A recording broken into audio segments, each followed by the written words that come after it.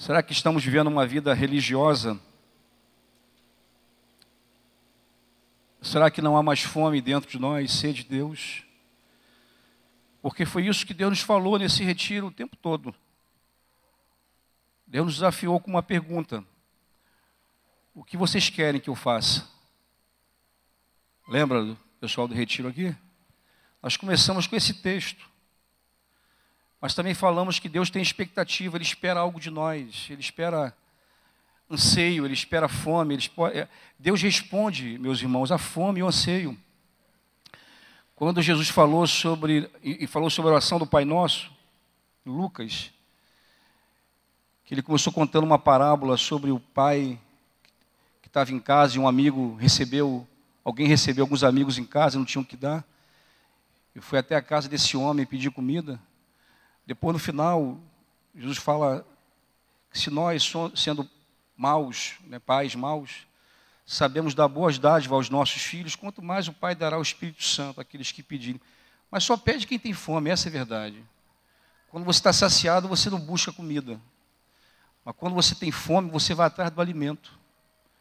Eu fico imaginando, se há fome de Deus nesses dias, se há sede de Deus da palavra, a buscá-lo, porque Deus ele só se deixa encontrar, meus irmãos, por aqueles que têm fome, por aqueles que buscam a Ele de todo o coração. É assim que a gente encontra Deus. Amém? Abre tua Bíblia comigo. Um texto que sempre me chama a atenção na Bíblia. Toda vez que eu penso nele, eu me sinto assim muito desafiado, muito confrontado. E esses dias eu me lembrei, não só desse texto, mas de uma palavra que eu compartilhei alguns anos atrás, mas eu não falei essa palavra aqui, no sítio. E volta e meia eu tinha um desejo muito grande de compartilhar com vocês, porque eu penso que é um assunto muito atual, muito presente, na nossa vida. Então, se você já ouviu, você vai ouvir de novo, e quem não ouviu, vai ouvir pela primeira vez. Abre tua Bíblia comigo em Juízes capítulo 2. O verso 8 em diante.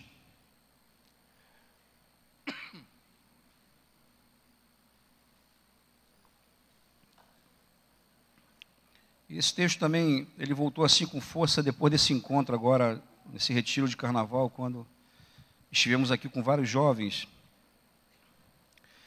e vendo não só Deus se movendo, mas também podendo pastorear, apacentar o coração dos jovens, vendo que ainda há muito pecado, infelizmente, ainda entre nós.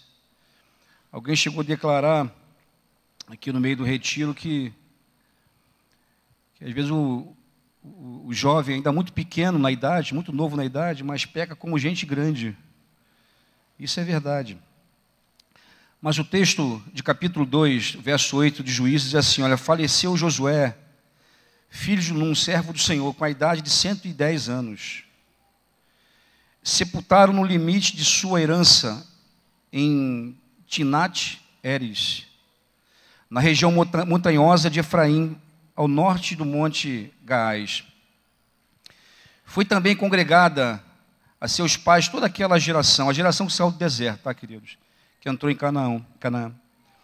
E outra geração após ele se levantou que não conhecia o Senhor, nem tampouco as obras que fizera a Israel. Então fizeram os filhos de Israel o que era mal perante o Senhor, pois serviram aos Balaíns. Deixaram o Senhor, Deus de seus pais, que os tirara da terra do Egito, e foram-se após outros deuses, dentre os deuses das gentes, que havia ao redor deles. E os adoraram, e provocaram o Senhor a ira, porquanto deixaram o Senhor, e serviram a Baal e a Astarote, pelo que a ira do Senhor se acendeu contra Israel, e os deu na mão dos espoliadores, que os pilharam e os entregou na mão de seus inimigos ao redor, e não mais puderam resistir a eles. Por onde quer que saíam, a mão do Senhor era contra eles para o seu mal, como o Senhor lhes dissera e jurara, e estavam em grande aperto. Até aqui, depois você pode ler com calma, seguir adiante. Por que esse texto me assombra, meus irmãos? Ele me deixa assim muito pesado. Primeiro, porque eu acho que o que aconteceu aqui nesse tempo, para mim, tem acontecido nos dias de hoje, quando eu olho. Quando eu apacento as famílias, converso com vários irmãos, olho para a igreja de uma forma geral, eu vejo exatamente o que está acontecendo aqui nesse texto. E o que aconteceu aqui nesse texto, a coisa assombrosa. O que aconteceu aqui foi o seguinte, que aquela geração que saiu lá do Egito, que por 40 anos ficou no deserto, vendo os milagres que Deus fez ali, e nós sabemos que foram muitos os milagres, muitos milagres. Eu sei que tem gente que faz menção à questão do maná, que 40 anos alimentou aquela nação, que dizem aí os entendidos que era cerca de 3 milhões de pessoas, mas o Senhor também fez com que a rocha desse água em meio ao deserto. Algumas vezes brotou água da rocha, milagre poderoso. Mas não só isso, ali no deserto Deus curou os doentes. Ali no deserto Deus, as vestimentas que eles tinham não se gastaram por 40 anos. Isso é um milagre, meus irmãos. Você tem uma roupa que dura 40 anos, isso é um milagre. Mas não só isso, não só isso. Diz também ali que, já no deserto, quando eles atravessaram o Mar Vermelho, diz que a primeira guerra que Israel enfrentou foi contra Amaleque, um exército poderosíssimo, que dizem os estudiosos que o Egito, que era uma potência naquela época militar, não havia ainda conseguido vencer o exército de Amaleque. E naquele dia Deus desbaratou todo o exército de Amaleque, usando homens que não eram nem destros na guerra, vocês sabem disso. Eram homens que faziam tijolos e construíam palácios e pirâmides lá no Egito para Faraó. E a gente sabe dessa história. A gente lê, quando você lê o livro de Êxodo ali, você fica maravilhado de como a presença de Deus, ela se manifestava no meio desse povo. E diz que por 40 anos eles andaram ali, Deus supriu aquela nação, não permitiu que a maioria deles entrasse em Canaã pela rebeldia do coração deles e pela incredulidade. Mas diz que toda a família de Josué, Calebe, juntamente com a geração que nasceu no deserto, que de certa forma acompanhou todos aqueles sinais e milagres e prodígios, essa geração foi a geração que entrou em Canaã, mas não entrou assim de bobeira também não. Lá em Canaã havia muitos inimigos, havia pelo menos 7 nações poderosíssimas, mas não havia só 7, não havia mais. Nações mais fortes do que eles, a Bíblia diz isso, que quando os 10 príncipes voltaram, né, junto com Josué e Calebe, que formavam 12, diz que eles infamaram a terra por causa do poderio dos homens que haviam naquela terra. Eram gigantes, e eles temeram.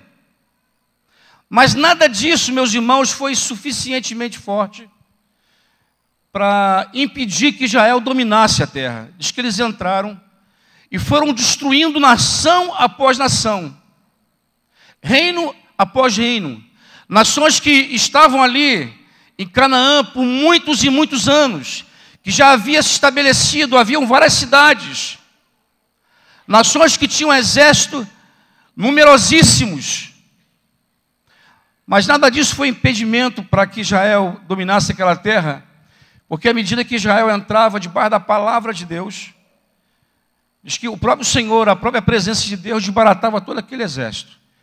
E a gente olha para isso tudo e fica maravilhado com o poder que Deus manifestou, não só nos 40 anos no deserto, mas nos primeiros anos, assim que eles entraram naquela terra. E eles dominaram a terra.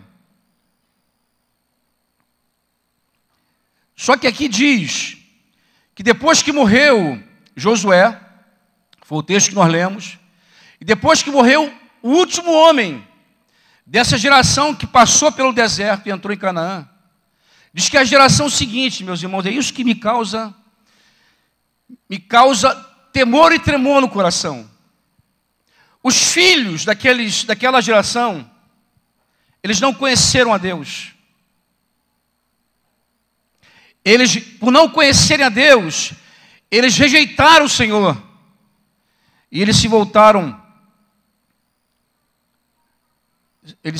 para os inimigos que haviam ali, se voltaram para os deuses que eles haviam adorado. E aí, o resultado dessa história é de que as nações que eles haviam prevalecido e dominado, passou a dominar sobre eles, passou a espoliá-los, a oprimi-los, ao ponto que, se você seguir depois lendo o texto aqui, Deus precisou levantar alguns juízes que eram homens no meio daquela geração, para que pudesse mudar aquela história. E mudava. Mas o que eu quero te chamar a atenção? Antes deles entrarem ali, Deus havia feito uma advertência. Abre tua Bíblia comigo lá em Deuteronômio. Deus falou com Moisés isso inicialmente. Isso foi repetido. Esse texto está tanto em Êxodo 34, 10 ao 17, quanto o texto de Deuteronômio 7. Eu vou ler Deuteronômio 7, mas se você quiser anotar, está em Êxodo 34, do verso 10 ao verso 17, e agora em Deuteronômio capítulo 7, do verso 1 ao verso 6, Deus advertiu eles. Diz assim, olha: quando o Senhor teu Deus te introduzir na terra a qual passas a possuir, e tiver lançado muitas nações de diante de ti, os heteus, os gigazeus, os amorreus, os cananeus, os ferizeus, os heveus e os jebuseus, 7 nações, mais numerosas e mais poderosas do que tu. Mas o Senhor advertiu: quando vocês entrarem lá, e o Senhor teu Deus as tiver dado diante de ti, para as ferir totalmente, as destruirás. Não farás com elas aliança, nem terás piedade delas, nem contrairás matrimônio com os filhos dessas nações. Não darás as tuas filhas aos teus filhos, nem tomarás as suas filhas para os teus filhos, pois elas fariam desviar os teus filhos de mim, para que servissem a outros deuses, e a ira do Senhor se acenderia contra vós outros, e depressa vos destruiria. Porém, assim lhes fareis: derribareis os seus altares, quebrareis as suas colunas, cortareis os seus postes ídolos, queimareis as suas imagens de escultura, porque tu és povo santo ao Senhor teu Deus. O Senhor teu Deus te escolheu para que lhe fosses o seu povo próprio de todos os povos que há sobre a terra. Essa foi a advertência, meus irmãos, que o Senhor falou. Disse que eram nações mais poderosas, mas que o Senhor ia entregar essas nações a Israel. E Deus cumpriu essa promessa. Diz que quando Israel entrou por Canaã, e depois que venceu algumas nações, diz que o temor e o terror tomou conta dos corações. E diz que as cidades fugiam de Israel, porque ele sabia, desde a história que havia acontecido no Egito, e o que Deus estava fazendo através daquela nação, as nações ali tremeram diante de Israel. Tremeram. Mas o Senhor fez essa advertência. E se você quiser anotar um outro texto, que eu não vou ler agora, que é um texto grande, mas para você ler em casa, volta a tua Bíblia lá para Juízes capítulo 1, porque Juízes começa a registrar os primeiros anos da vida de Israel em Canaã. No capítulo 1, do verso 27 ao verso 36, conta que as tribos, as 12 tribos, eles não obedeceram a Deus. Depois você vai ler. Mas se você começar a ler o 27, diz assim: Manassés não expulsou os habitantes de Bet-Sean. Aí vai falando, meus irmãos. Vai falando o seguinte, que quando eles chegaram ali na terra, eles não expulsaram os inimigos que habitavam na terra de Canaã, embora houvesse essa ordem, esse mandamento. E Deus os advertiu em Deuteronômio. E se você prestar atenção, se você prestou atenção na leitura, quando Deus falou sobre se eles não destruíssem aquelas nações, que seria um tropeço para os filhos deles. Para os filhos. E foi justamente a geração que se desviou do Senhor. E de repente você se pergunta, mas o que isso tem a ver comigo? Tem tudo a ver. Sabe por quê? Eu faço parte de uma geração, meus irmãos, uma geração que viveu completamente diferente do que a gente vê hoje, nas gerações mais atuais. E os mais antigos aí da minha idade, né, Valci? Sabe disso. Mas você sabe qual é o problema nosso? É quando a gente pensa em nós, e não pensa nos filhos, e alguma coisa não te afeta por alguma maneira, você acha que não afeta teu filho. Quando o Senhor falou aqui acerca de tropeço, o Senhor falou acerca dos filhos deles. Porque aquela nação, eles haviam provado de Deus, eles tinham visto um milagre. Eles tinham tido experiências com Deus. E essas coisas que acontecem, meus irmãos, no dia a dia, a influência maior dela é sobre os mais novos, sobre aqueles que não, de alguma forma, não provaram aquilo que as gerações mais antigas provaram. Embora eu sei também que afeta os mais antigos, mas afeta muito mais os mais novos. E eles não expulsaram os inimigos da terra. Na verdade, o que eles fizeram, eles se beneficiaram dos povos ali, porque diz que eles sujeitaram aquelas nações a trabalho de escravos. Chegaram na terra para dominar, entraram nas cidades que haviam sido construídas, e aí, ao invés de eles expulsarem, de alguma forma, eles procuraram se aproveitar daquilo. Bem, vamos usar esses caras aqui para poder cuidar da terra. Nós já passamos um tempo no deserto, agora vamos fazer o seguinte, vamos botar essa rapaziada para ralar. Vamos pegar esses trabalhos mais pesados e que eles façam. E foi isso que eles fizeram. Eles não só não expulsaram aquelas nações, mas de alguma forma eles se aproveitavam.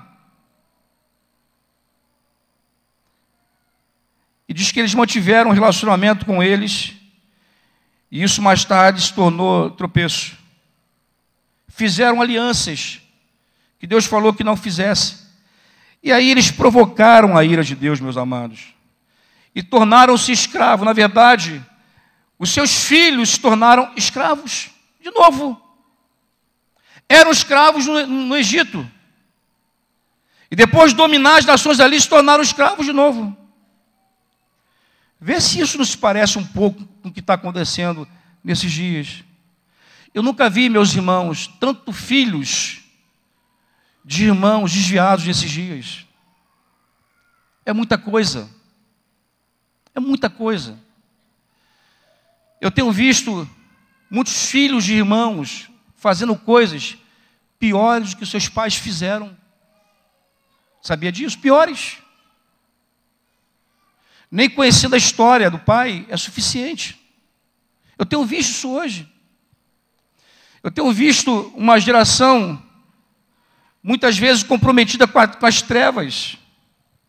Durante o retiro aqui de carnaval, eu falei sobre impureza sexual, pornografia, pecados nesse nível. Meus irmãos, veio uma multidão aqui na frente. Graças a Deus por isso. Mas essas coisas estão atingindo os nossos filhos. Porque, de certa forma, nós não estamos expulsando alguns inimigos dentro da própria casa. Na verdade, alguns pais têm entregue os seus próprios filhos. Eu já falei sobre isso outro dia. Os pais, para terem um tempo de sossego, eles entregam os filhos à televisão, ao smartphone, aos Facebook da vida, e são incapazes de saber, de procurar saber o que os seus filhos andam fazendo. Não vão nas escolas onde seus filhos estudam para saber como é que é o comportamento dele lá. A maioria dos pais não fazem isso. Eu já conversei com muitos.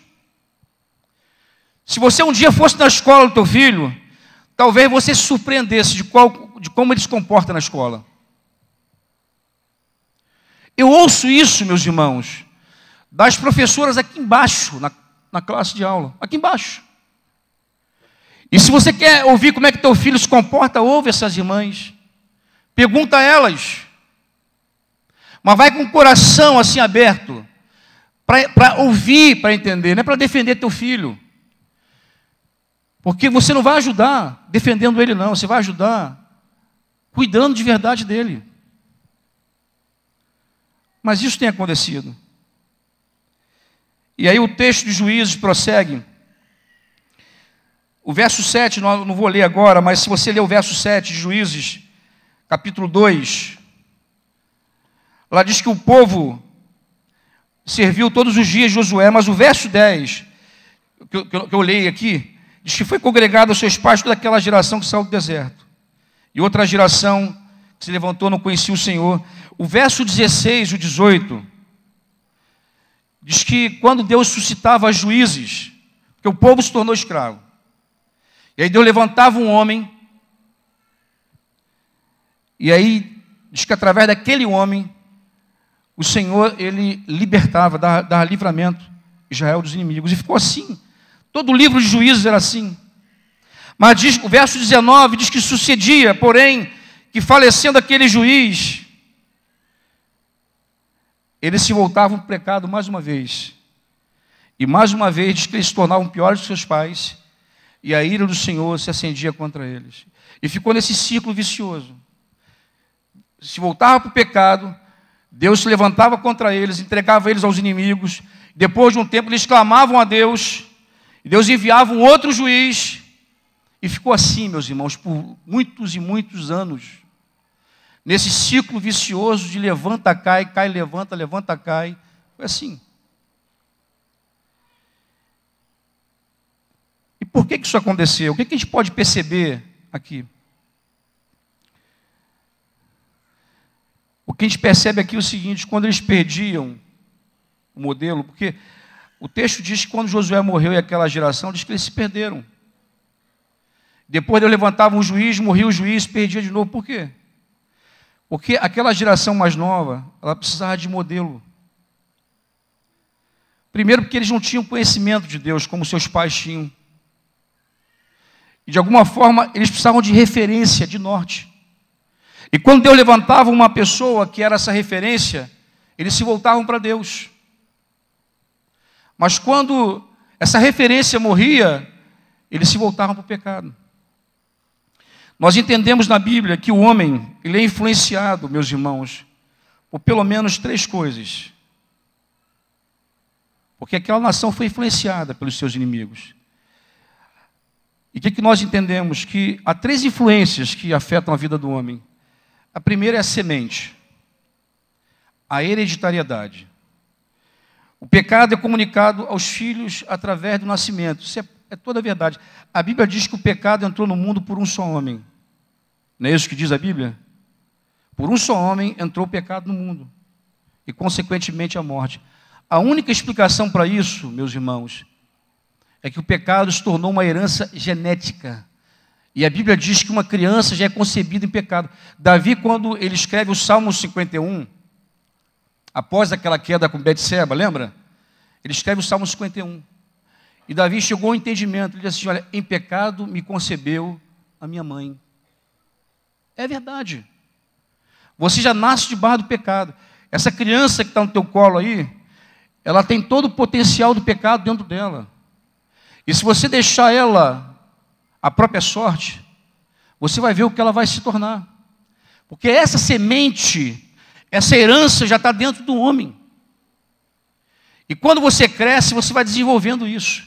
E isso te influencia. O homem é influenciado por essa herança. Mas a outra influência que o homem sofre, e a gente encontra muita gente assim, é a influência do ventre.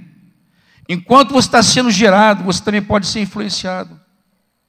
A ciência já comprova isso, mas a história, os fatos comprovam isso. Tem gente que tem problema de rejeição porque foi rejeitado no ventre. Tem gente que nasce com problema psicológico, neurológico, porque foi influenciado. Seus pais brigavam demais. E já se sabe que a criança, mesmo dentro do ventre materno, ela consegue perceber muita coisa que acontece fora do seu ambiente. Já se sabe, por exemplo, que a criança, dentro do ventre materno, ela já tem desenvolvido a sua audição. Já ouve. Não compreende, mas já percebe. E dependendo do estilo de vida que você viver na tua casa, o teu filho ou a tua filha pode ser afetado por isso. Mas o terceiro influenciador no homem é o ambiente. É o meio que você vive. Isso também influencia o homem. E você vê isso claramente. Você chega dentro das comunidades carentes, onde o tráfico de droga é forte, manda, onde os caras têm dinheiro, muitas mulheres têm carro. Você vê que, na verdade, há uma inclinação daquelas crianças para o tráfico. Outro dia alguém estava falando que Júlio morou dentro de comunidade, eu morei também, embora já morei como adulto, mas dizem, pelo menos aqui embaixo, aqui nessa comunidade aqui no Taquaral, diz que quando as crianças lá brincam, eu não sei se brincam mais hoje, tá? Mas na minha época tinha uma brincadeira chamada polícia e ladrão. E dividia, metade era polícia e metade era ladrão. E na minha época, a maioria das pessoas queria ser o polícia. Porque ser polícia era algo que inspirava as crianças daquela época. Mas se você vai dentro das comunidades carentes, tem criança que não quer ser polícia, quer ser ladrão, quer ser traficante. Por quê? Porque de alguma forma é influenciado por aquele ambiente. Se você cresce num ambiente conturbado, provavelmente você vai ter uma vida conturbada. Porque o homem, ele é resultado de referências e modelos. Isso é verdade. E o que isso tem a ver com aquele tempo, com o nosso tempo de hoje, com você que é pai, principalmente porque a palavra que eu estou compartilhando hoje é principalmente para vocês, pais. Vocês que de alguma forma não têm sido um bom modelo para os seus filhos. Porque isso acontece, meus irmãos. Olha, eu já ouvi de alguns filhos, eu já ouvi de uma menina uma vez, que ela falou que ela queria casar com um homem que fosse completamente diferente do seu pai. Eu não sei se você já ouviu isso, mas eu já ouvi isso.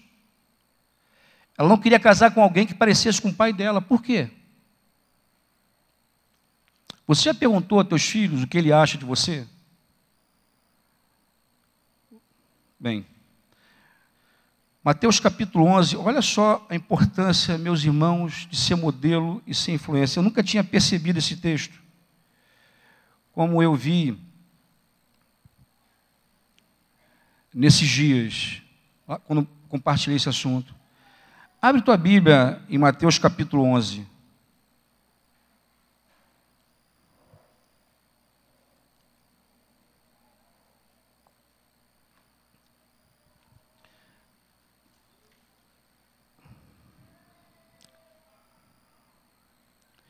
Porque Jesus, como é que Jesus ensinava, meus irmãos? Como é que era o modelo de ensino de Jesus? Mateus capítulo 11 diz assim, ó, vinde a mim, todos vós que estáis cansados e sobrecarregados, e eu vos aliviarei. Tomai sobre vós o meu jugo e aprendei de mim, porque sou manso e humilde de coração, e achareis descanso para as vossas almas, porque o meu jugo é suave, o meu fardo é leve. Eu sei que geralmente a gente usa essa palavra para pregar para o perdido, mas aqui o Senhor está nos ensinando um modelo de ensino que ele tinha. A forma como Jesus ensinava era atraindo as pessoas a ele. Os apóstolos também.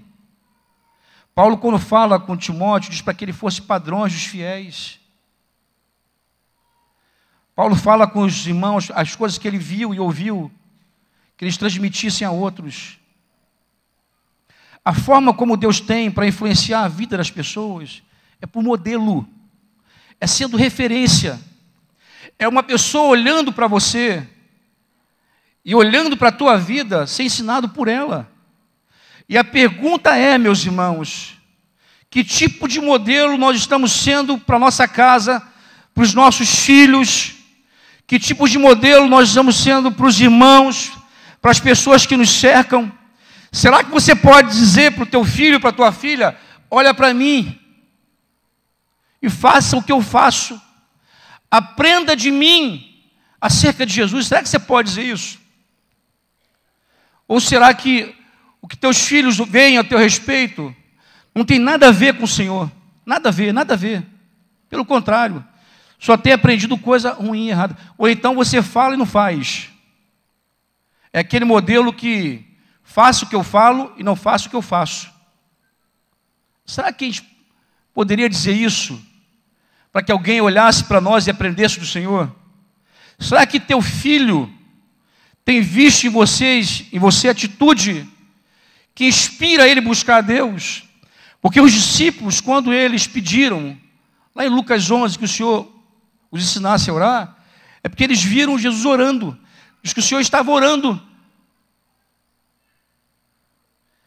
E eles viam o Senhor orando, eles viam o Senhor curando, eles viam o Senhor falando, e um dia eles pediram, Senhor, ensina-nos a orar.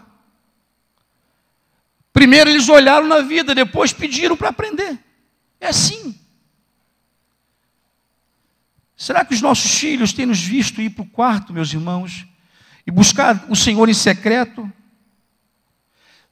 O que os nossos filhos têm visto acerca do nosso trato com as esposas? O que tua filha tem visto, mãe, de como você trata o teu marido? O que ela tem visto?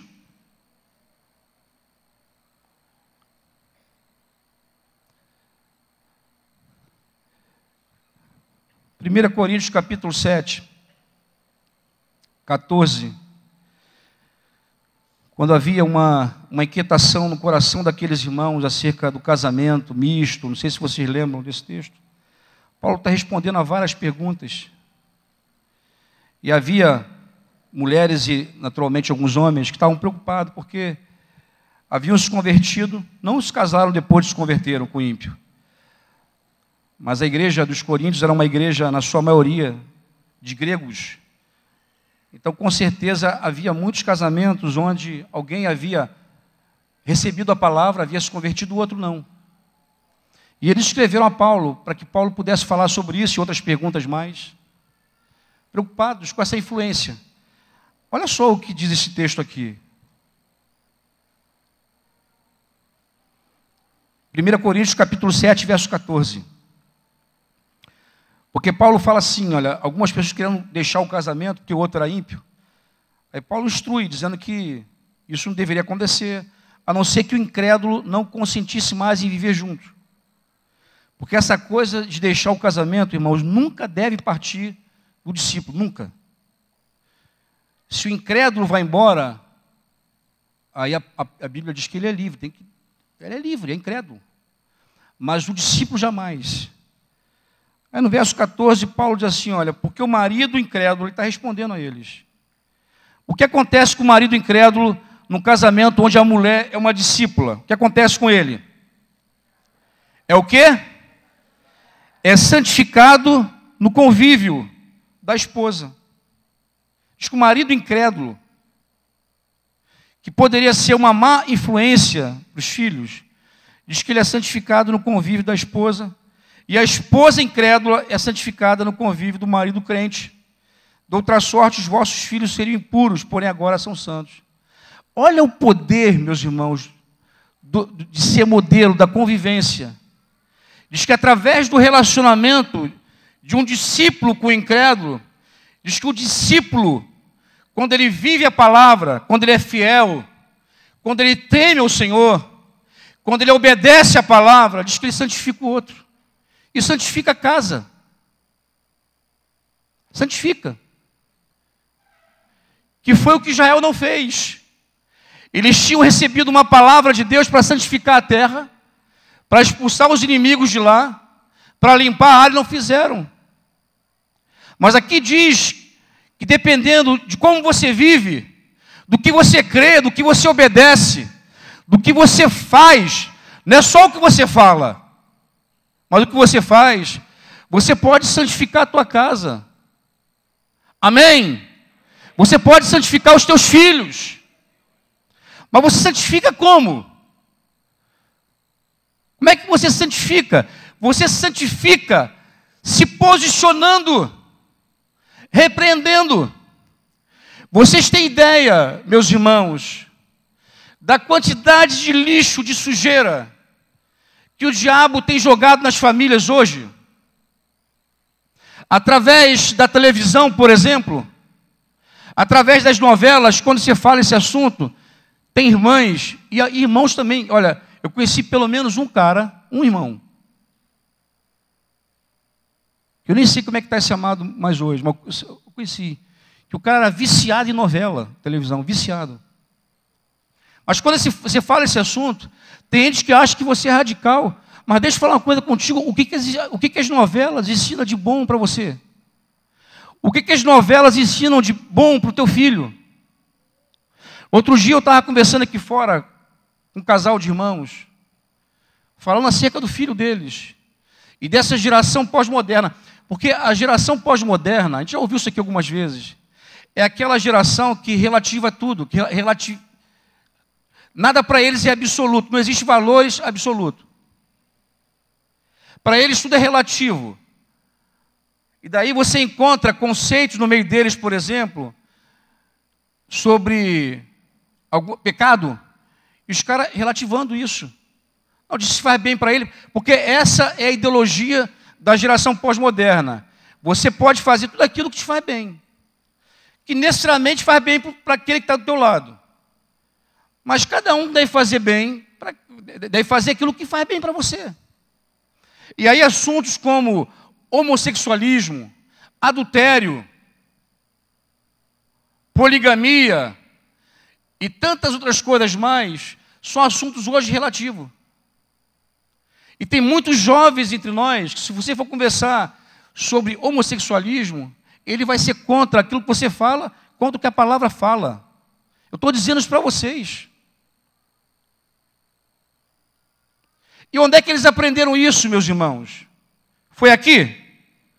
Onde é que eles aprenderam isso? Foi na Bíblia? Nas Escrituras? Foi ouvindo-se de Deus? De alguma forma, eles foram influenciados por essa onda, por esse lixo que hoje nos cerca. E que você não consegue impedir que teu filho não tenha contato lá fora. Mas o nosso grande problema, sabe qual é? É que a gente está permitindo que algumas coisas alcancem o coração dos nossos filhos diante de nós, dentro da própria casa. Você sabe o que teu filho acessa no smartphone dele? Ou no tablet, no computador? Você sabe? Não, eu tenho que respeitar meu filho. E eu sei que você tem que respeitar ele. Mas você pelo menos já sentou com ele para ouvi-lo, para arguí-lo, para perguntar? Para saber de fato o que se passa dentro dele? Para não acontecer o que acontece com muitos de nós, que às vezes é surpreendido, meus irmãos, com uma reação do filho. Uma coisa que você estranha, que você nunca viu na vida dele. Isso está acontecendo aos montes. No meu tempo, quando eu queria me envolver com alguma coisa que não prestasse, eu tinha que sair de dentro da minha casa. Eu tinha que procurar lá fora, lá na rua. Hoje, dentro da tua casa, teu filho dentro do quarto dele, com a porta fechada, ele consegue acessar o mundo. Ele consegue acessar e ter contato com tudo isso. E esse lixo tem entrado no coração dele, que são inimigos de Deus. Inimigos de Deus. São inimigos do Espírito Santo. E você não sabe o que está acontecendo com ele.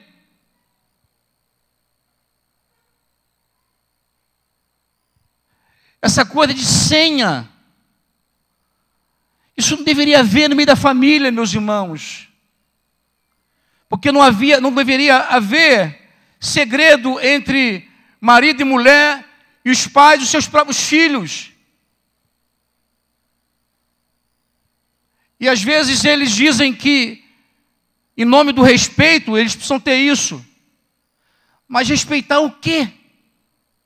O que um pai, o que um filho que conhece o seu pai e que admira o seu pai, ou a filha que admira a sua mãe, ela quer esconder deles, o que é? Será que de alguma forma nós não perdemos essa admiração também? Será que de alguma forma não somos mais amigos? Porque os amigos não têm segredos. Ele não tem segredo com o amigo dele, e nem ela com a amiguinha dela, mas contigo tem. Por quê? Porque talvez você tenha a presença dele na tua casa, mas você já perdeu o coração dele há muito tempo. Isso é terrível. Nós precisamos nos arrepender verdadeiramente, meus amados. Precisamos nos arrepender. Precisamos de verdade nos voltar para Deus. E eu fico às vezes pasmo com a falta de atitude de alguns pais, vendo seus filhos escorregando por suas mãos, indo embora, e não fazem nada. Nada. Nem sequer buscam a Deus, oram, eu não vejo desespero. Eu fico imaginando, meu Deus, quando meu filho deixou o Senhor, meus irmãos, vocês sabem disso. Quando meu filho escolheu ir para longe de Deus, desde esse dia nós não tivemos descanso.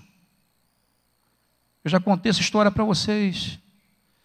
Nós orávamos dia e noite, chorávamos diante de Deus. Chorávamos. E me perguntava, meu Deus, onde é que eu errei? Onde é que eu errei? O que eu deixei de fazer? O que eu fiz de errado? O que aconteceu que eu não vi? Porque Deus nos chamou, pais e mães, para sermos profetas dentro da nossa própria casa. Deus não te quer profeta para fora, sem antes você ser profeta para a tua casa. Deus te chamou para ser um sacerdote na tua família. E eu fico imaginando quantos pais não oram por seus filhos. E eu não estou dizendo aqui, meus irmãos, por suspeita, não. Eu já conversei com vários pais. Já tem pais que já entregaram seus próprios filhos a só, desistiram. Um dia eu conversei com um homem que ele estava a ponto de desistir.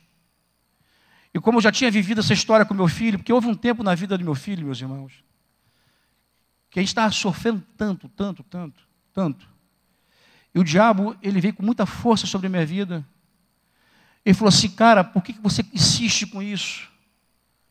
Você fala com ele, ele não está nem aí para você.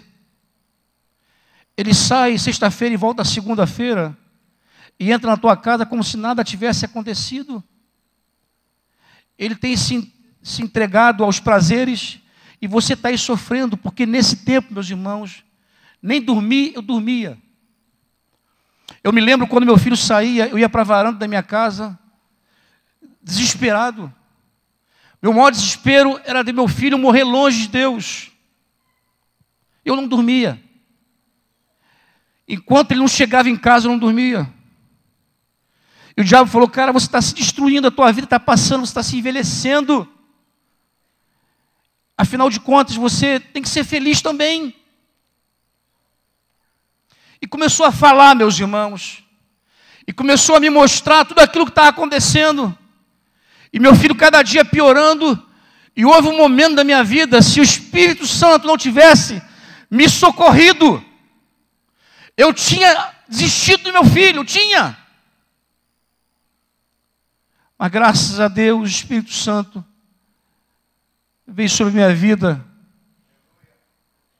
e me falou que aquilo era o diabo, que a minha luta não era contra o meu filho, embora ele era responsável por tudo aquilo que ele fizesse, Mas a nossa luta não é contra carne nem sangue, é contra principados e potestades, contra os dominadores desse século.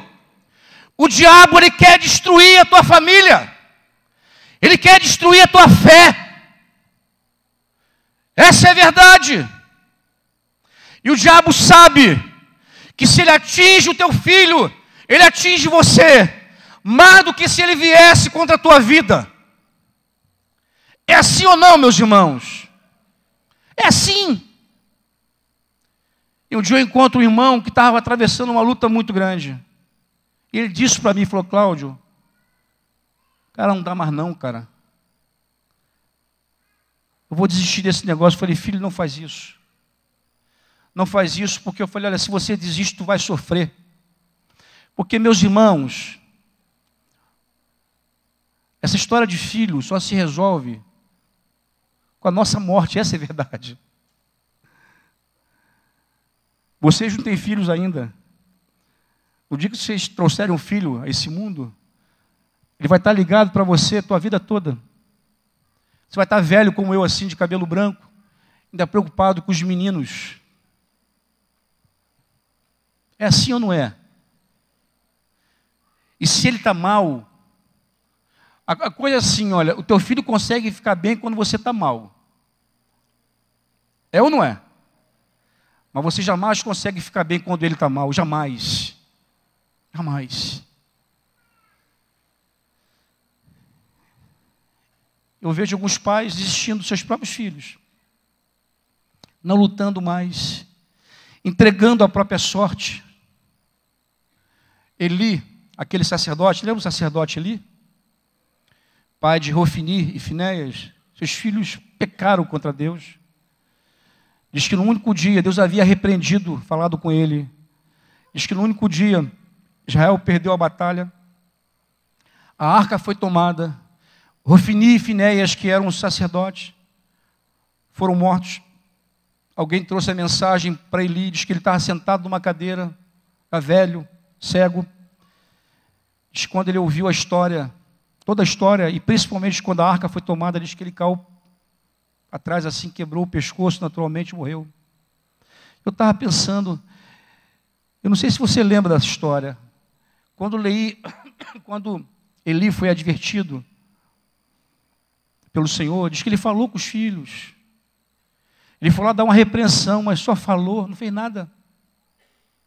Diz que nesse dia, meus irmãos, a desgraça se instalou. Uma nora de Eli deu à luz, lembra? E o nome da criança foi Icabode, ou Icabô. Foi-se a glória de Israel. Um único dia. Um único dia. E eu olho isso para algumas famílias. A gente estava conversando ontem. Gente que caminhou conosco aqui e por algum motivo deixou o Senhor. Foi permitindo que essas coisas entrassem aos poucos. E hoje são famílias destruídas. Irmãos que já lideraram, já cuidaram de outras pessoas. Pastores. O que aconteceu? O que está acontecendo, meus irmãos? Nós temos vivido um tempo difícil, que a Bíblia diz sobre isso. A Bíblia diz que os últimos dias seriam trabalhosos. É dias de muito trabalho, de muita luta, de muita oração, de muito choro. E o que nós estamos fazendo? Às vezes nada. Porque foi isso que Eli fez, nada. Ele não foi julgado por suas ofensas a Deus. Ele foi julgado por sua negligência, por sua leviandade, por sua falta de atitude. Por sua falta de atitude. É isso que Deus espera de nós. Eu poderia ainda continuar falando mais sobre isso, mas eu acho que o que eu já disse é suficiente para que a gente pudesse orar nessa hora. Eu queria te chamar para o arrependimento, meu irmão, minha irmã. Isso também envolve você, filho, Porque ainda que teu pai não tenha sido uma boa referência para você, como meu pai, infelizmente, não foi uma boa referência para mim, isso não justifica você. Porque você é responsável pelos teus próprios atos.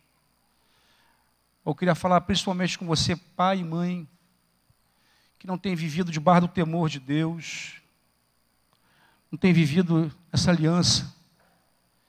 De alguma forma, a tua casa tem sofrido com isso. Eu queria te chamar para um despertamento. Eu queria te chamar para uma atitude de arrependimento. Para que você assuma diante de Deus aquilo que Ele já delegou a você. A responsabilidade de cuidar da tua própria casa, da tua própria família. Para que você não visse as coisas acontecendo de forma errada e não fizesse nada. Para que você não veja a casa caindo. Ainda há tempo para você. Ainda há tempo, querido. Ainda há tempo para essa história mudar. Há tempo. Eu achei que meu filho jamais iria voltar. Jamais.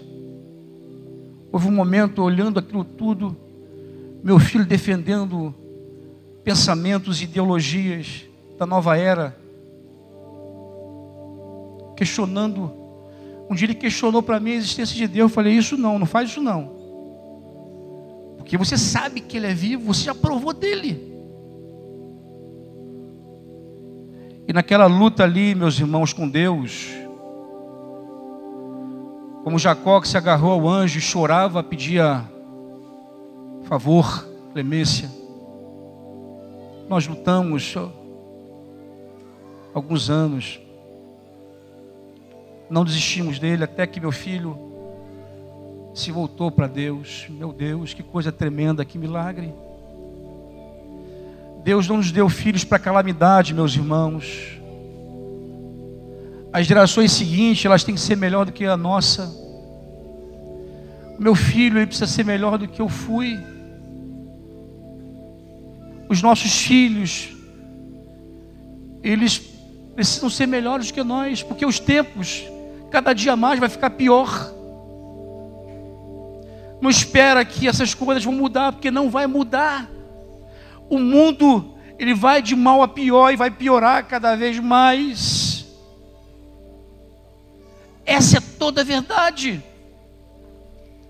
E aí o que nós podemos fazer? Nos voltarmos para Deus. Principalmente nós, meus irmãos, que em algum momento da nossa vida a gente provou algo de Deus, a gente sabe que Ele é poderoso, que Ele é verdadeiro, que Ele é real, que Ele existe, que Ele é aquele que transforma a maldição em bênção. Quantas histórias você tem na tua vida de livramentos, de milagres, que o Espírito Santo te socorreu em vários momentos. Deus é fiel, ainda que o homem seja infiel, Deus é fiel, meus irmãos, e Ele tem tudo debaixo do seu controle. O que está gerando esse caos, pode ser, que o que está gerando esse caos, é a tua negligência de alguma forma.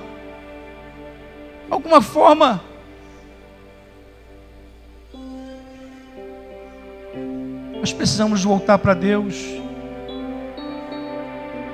Precisamos buscá-lo de todo o nosso coração. Precisamos nos arrepender em nome de Jesus, para que aquilo que o Senhor quer fazer, Ele faça. Nós precisamos, meus irmãos, de tirar do convívio da família aquilo que não edifica. Ainda que você seja taxado de radical, de quadrado, ultrapassado, sei lá. Ainda que teu filho se levante contra você, por causa de atitudes que você tomou, é melhor, meus irmãos, você ter, por algum momento, você ter a contrariedade do teu filho, do que você perder ele para sempre. perdê-lo eternamente. Ainda que por algum tempo a guerra se estabeleça na tua casa e no teu relacionamento, lá adiante você vai ver a vitória do Senhor. Porque aonde você governa, é onde você pode agir. A tua casa é a tua casa. É onde Deus te estabeleceu, você homem, você mulher. E se você permite que as coisas ali aconteçam e não faz nada, Deus não vai poder fazer absolutamente nada para mudar essa história. Essa é a verdade. Mas primeiro, meus irmãos, a gente precisa santificar a nossa própria vida. Porque alguns não só permitem que essas coisas aconteçam da própria casa, alguns participam. Alguns fazem. Alguns têm contato com essas coisas. E por ter contato, não se sente em autoridade para poder repreender os próprios filhos. Nós precisamos voltar para Ele. Em nome de Jesus.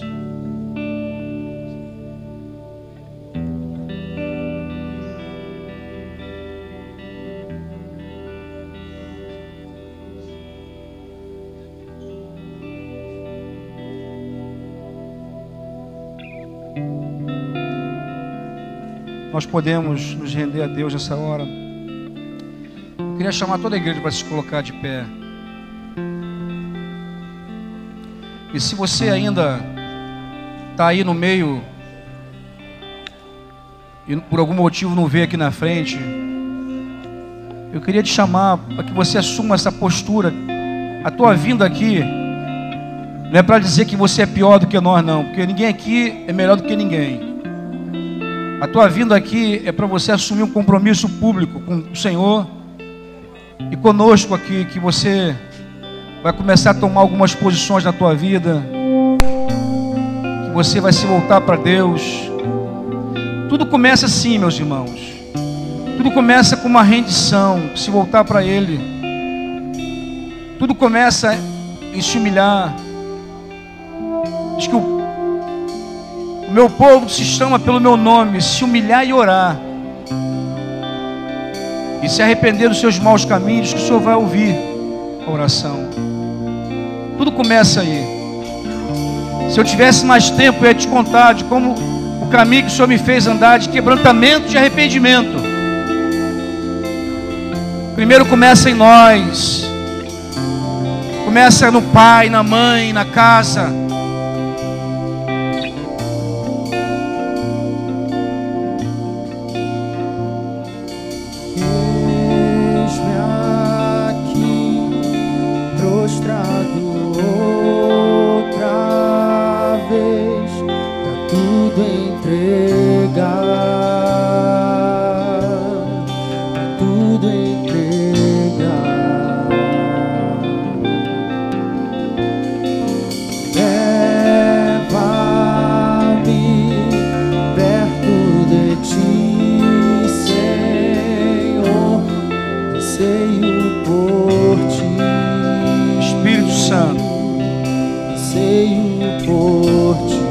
Responde nessa hora, Senhor. Eu me rendo.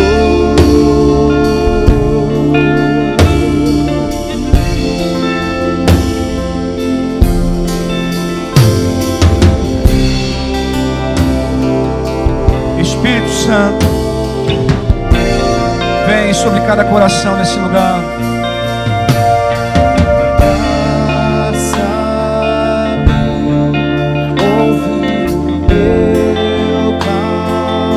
Atende, Senhor. Fala pra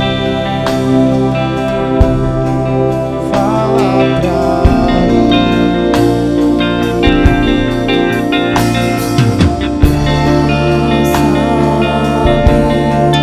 Ouve o meu clamor. Fala pra mim. Fala, Senhor.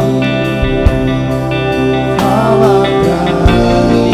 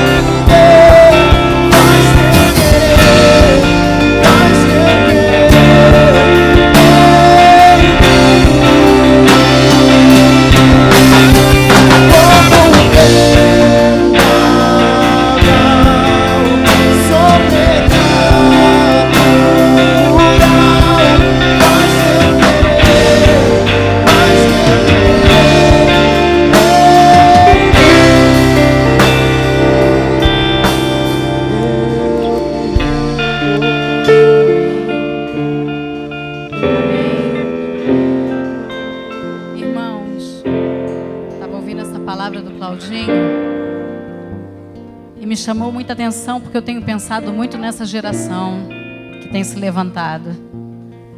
Uma geração sem temor a Deus, uma geração que não respeita os pais, uma geração que está alheia. E eu estava pensando, Senhor, o que vai ser dessa geração? Mas muito bom ouvir que nós somos responsáveis por essa geração que está se levantando. Nós somos responsáveis.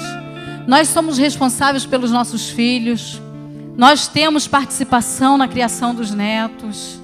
Nós somos responsáveis por cada irmão, por cada jovem. Eu vejo filhos sem respeito. Esse apelo não é só para os pais. Esse apelo é para os filhos também. Porque os filhos precisam aprender a respeitar os pais. Dentro da família, como o Claudinho falou, não tem segredo, não tem senha. Nós temos que ser claros um com o outro. O meu filho não pode se trancar dentro de um quarto e eu achar que isso é normal, irmãos. Eu me lembro ainda da minha geração crescendo. Não existia um olhar mais altivo para os pais. Mas hoje é como se fosse amiguinhos. Nós somos amigos dos nossos filhos. Mas eles também têm que saber até onde vai. Os filhos hoje não respeitam mais. Falam com os pais como se fosse o coleguinha lá da rua. E não pode ser assim, não deve ser assim. Eu me lembro de um rei, que o profeta chegou para ele e falou: você não vai ver isso nessa geração, não vai ver isso no seu tempo, mas você vai ver isso no tempo dos seus filhos. E ele não se importou, porque não era a catástrofe. Não ia acontecer no tempo dele, mas não ia acontecer no tempo dos filhos dele. E eu penso que hoje muitos pais estão vendo dessa forma. Porque não é com você, é com o teu filho. Você não está nem aí. Eu me lembro de uma luta que eu passei com uma de minhas filhas durante 8 meses. Foram 8 meses de guerra, irmãos. Eu vi quando um espírito de suicídio e um espírito de loucura veio sobre ela. E eu clamei ao Senhor dia e noite, em jejum e em oração. E falei: Senhor, tem misericórdia, Jesus. Mas os nossos filhos estão se perdendo. Os nossos filhos estão indo para as mãos do diabo e nós não estamos nem aí. Nós precisamos ir para o joelho. Nós precisamos clamar pelos nossos filhos perdidos. Porque Jesus é o nosso tudo. E se eu não ligo para o Senhor, o meu filho também não vai ligar. Então o temor começa comigo. O temor começa na minha família. Eu começo a chamar meus filhos para orar, para buscar a Deus, para se arrepender. Eu já vi minha filha levar tapa na cara e falar: Senhor, me ajuda, Senhor. Me ajuda, porque eu tenho que dar a outra face. E eu ensinei para ela: você tem que dar a outra face. Eu já vi minhas filhas serem perseguidas e eu falei: você tem que dar a outra face. Jesus foi perseguido, mas hoje nós queremos arregaçar a manga e queremos ir lá tirar satisfação porque os nossos filhos estão sendo perseguidos. Mas diz a palavra que nós precisamos ser perseguidos por causa do nome de Jesus. As marcas que eu tenho que trazer no meu corpo são as marcas de Cristo. Não é marca mundana, mas é a marca de Jesus. E são essas marcas que eu tenho que cravar na vida deles, no corpo deles, na mente deles. Mas eu não me importo com eles. Eu não ligo para eles. A pergunta do Claudinho está certa: Senhor, até onde eu fui responsável para que eles estejam perdidos? Nós precisamos estar aos pés do Senhor, não com as vestes rasgadas, mas com o nosso coração rasgado. Nós vemos nossas filhas vestindo qualquer roupa e não nos importamos porque elas estão vestidas de qualquer jeito. Vestem sainhas curtas, vestem shortinhos curtos, se veste com decote, nós não nos importamos. Mas eu costumava perguntar e ensinei para as minhas: vai na frente do espelho e pergunta: Espírito Santo, eu tenho te agradado com isso? Essa veste te agrada, Espírito Santo? O nome que nós carregamos está sobre todo nome. É esse nome que eu devo honra e respeito. É o nome de Jesus. E é esse nome que você tem que cravar no coração dos teus filhos. Nós somos amigos dos nossos filhos, sim, somos. Mas eles também têm que saber até onde vão. Eu vejo pais muito frouxos, mas também vejo pais muito duros. E tanta frouxidão quanto a dureza não reflete a imagem de Jesus.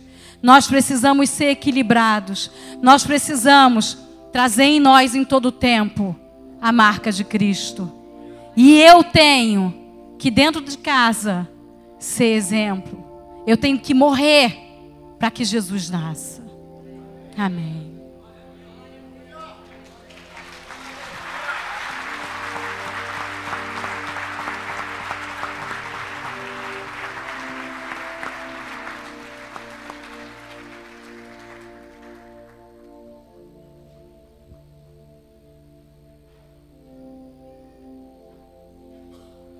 Eu queria ler só 2 versículos que vem ao meu coração. Malaquias 4, 5, 6. Fala: eis que eu vos enviarei o profeta Elias, antes que venha o grande e terrível dia do Senhor.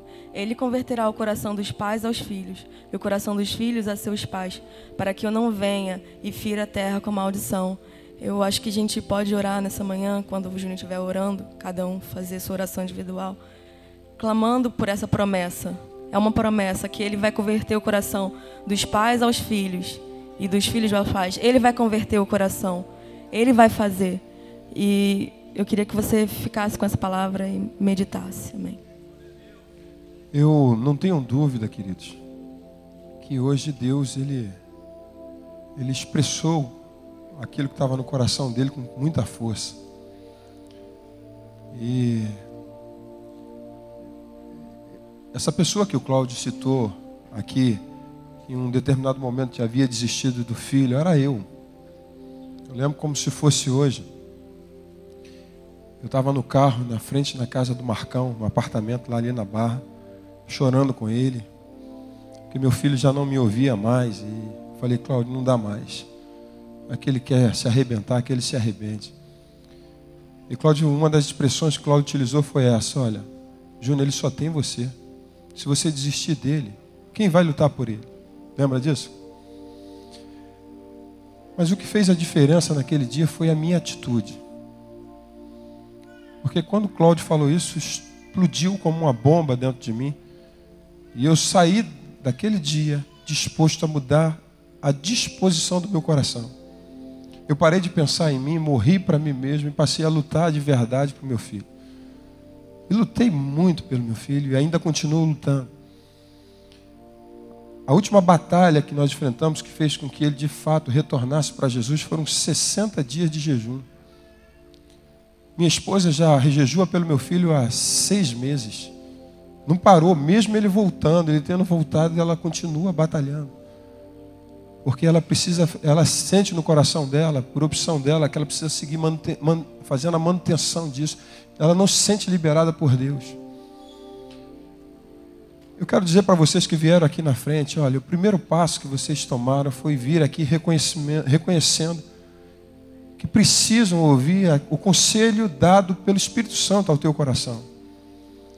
Você tem que sair daqui já disposto a mudar a tua atitude, a disposição do teu coração, porque não vai adiantar nada. Foi uma boa palavra apenas para aqueles que não quiserem mudar.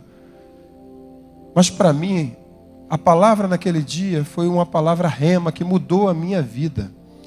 E detalhe, pode ser que dure mais o teu sofrimento em ver o teu filho, mas você não pode desistir.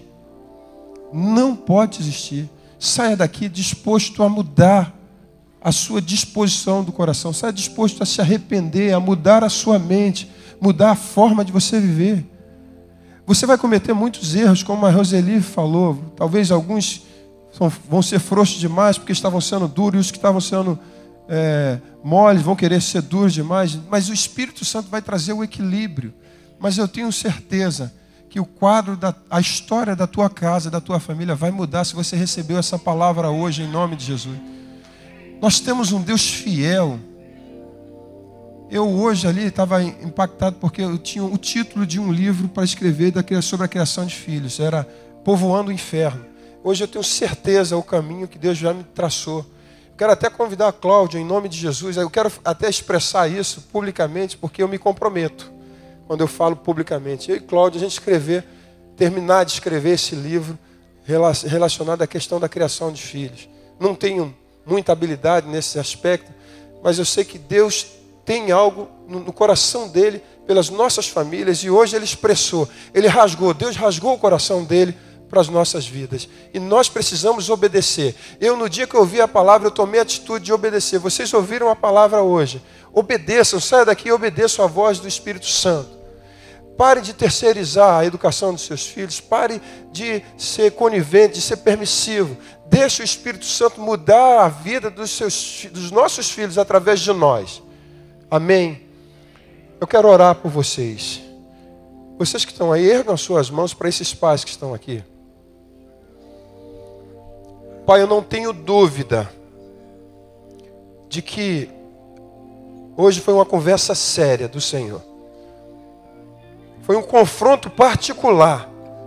Na verdade, Senhor, Tu estavas inconformado com o estilo de vida que alguns desses pais estavam tendo em relação aos seus filhos, e hoje Tu não aguentaste mais, Senhor, viesse e rasgasse o Teu coração para nos despertar, para nos acordar, para nos levantar e para também nos dar uma esperança e uma expectativa de que Tu és fiel e estás pronto a nos socorrer na hora da angústia. Porque na verdade, a verdade é o seguinte: nós não sabemos o que fazer. Nós não sabemos lidar com uma situação tão difícil como essa, Senhor.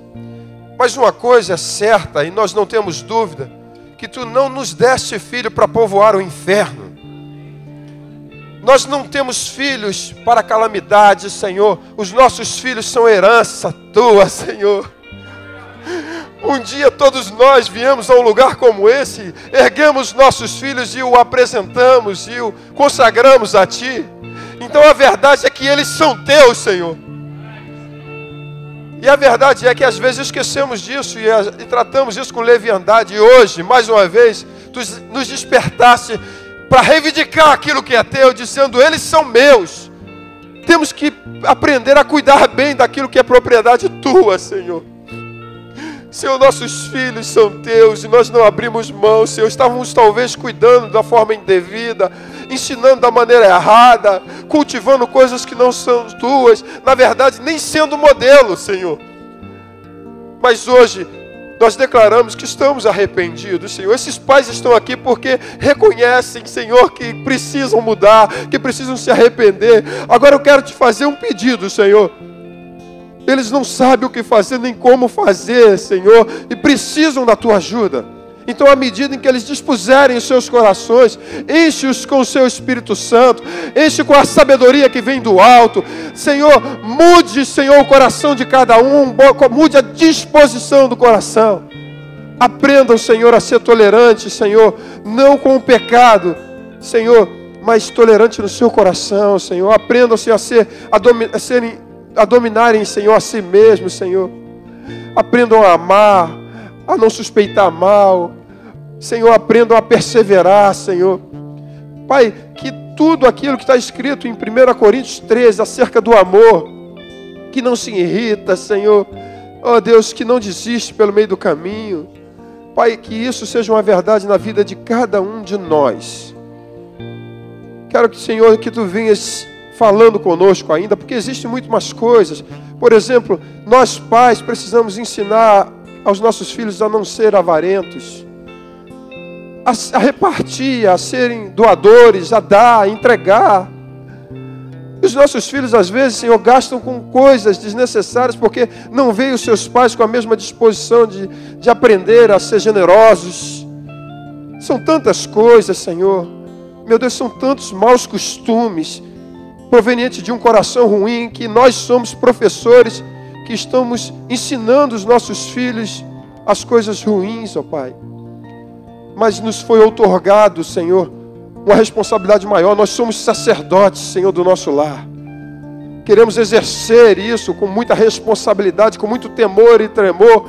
E como resultado disso, ver os nossos filhos rendidos na Tua presença. Senhor, a partir de hoje, que essa nova geração que está vindo, que já nasceu, que está vindo aí, possam ir além, muito mais daquilo que nós possamos ir, ó Senhor. Nós queremos ver uma geração que vai fazer a diferença no meio dessa geração perversa, Senhor, como resultado de um arrependimento genuíno nosso, Senhor, em nome de Jesus. Então declaro isso, precisamos desesperadamente de Ti, Senhor. Nos ajude e nos socorra, Senhor, em nome de Jesus Cristo. Diga assim: eu creio. Diga: eu creio, eu confio e eu espero no Senhor. Você pode aplaudir o Senhor mais uma vez? Aleluia, Senhor. Aleluia. Louvado seja o nome do Senhor. Eu quero dar uma direção para vocês, uma direção profética para a tua vida. Chega em casa, se humilha diante de Deus e se humilha diante do teu filho. Pede perdão a ele, fala assim: olha, eu tenho sido negligente contigo, tenho deixado o inimigo entrar aqui. Eu quero te pedir perdão porque eu tenho sido assim, assado, assim, e eu me arrependo disso, e a partir de hoje vai ser diferente. Eu quero te amar com todo o amor do Senhor. Faça isso em nome de Jesus. Comece a ter atitudes práticas. Saia daqui com atitudes práticas, senão não vai adiantar. Vão em paz em nome de Jesus, seus lugares, crendo e confiando nisso. Amém.